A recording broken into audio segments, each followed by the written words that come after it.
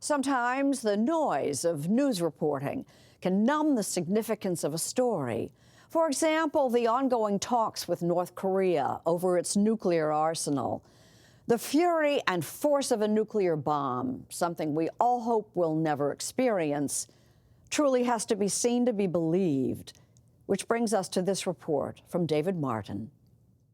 -10. Miles back, observers from all services and several allied nations stand by for the first daylight tower shot. The terrible, swift power of nuclear weapons has to be seen to be believed. This is a really big fireball.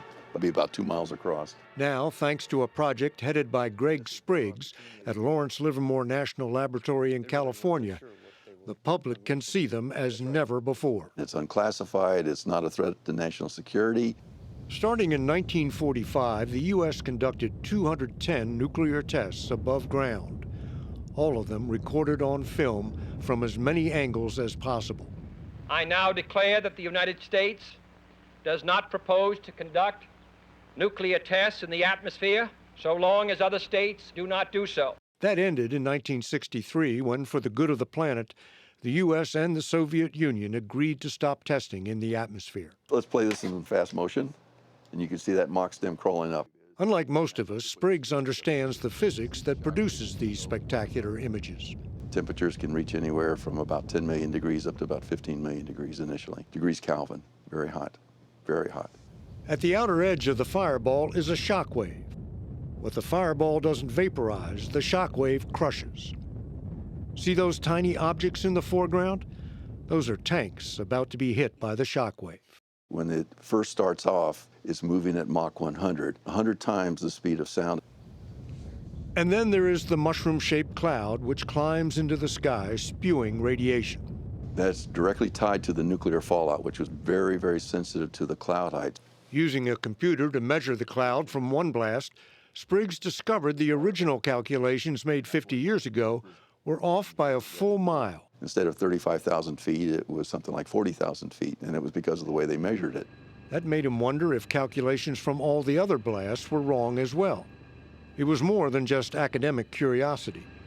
Those calculations are used to predict the performance, what Spriggs calls the yield, of today's weapons. If you measure the shockwave radius and you're off by 1%, you will be off by 5% in the yield. So Spriggs set out to reanalyze and then release to the public the estimated 9,000 rolls of film that had been shot. He found most of them in the archives at Los Alamos National Laboratory in New Mexico, birthplace of the atom bomb. Untouched for decades, a vast scientific treasure trove left to decay. I've had a challenge with some cans, just getting the can open.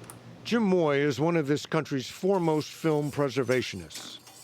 Once entrusted with the Zapruder film of President Kennedy's assassination, he now has the job of retrieving the only visual record of America's most fearsome weapons. I want to first, once I open a can, determine the condition of the film. And one way is by smell, because any acetate-based film, as the base that carries the image starts to decay, it will put off an odor, which is called vinegar syndrome. Smells like vinegar. It does, exactly. It sounds like basically it's a race against time. It really is, because until those cans are opened, you don't know the condition.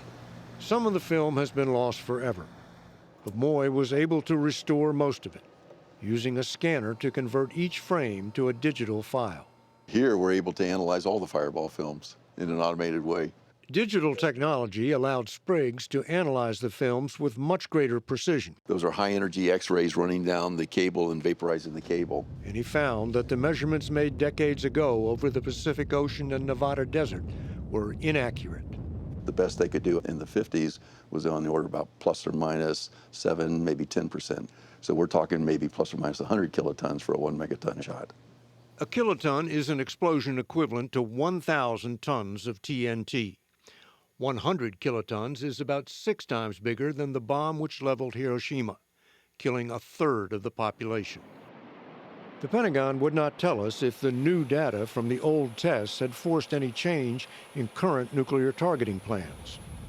But that does not change the impact of simply looking at images like this. Frozen for 1/1,000,000th of a second from 2 miles away, this fireball truly looks like an alien come to devour the Earth. What do you hope the public gets out of I watching hope they these? appreciate just how horrific these weapons are. This is something that can kill millions of people in the blink of an eye. Spriggs is one of the few nuclear weapons designers old enough to have actually witnessed a nuclear explosion. The 1962 weapon effects testing, Operation Fishbowl.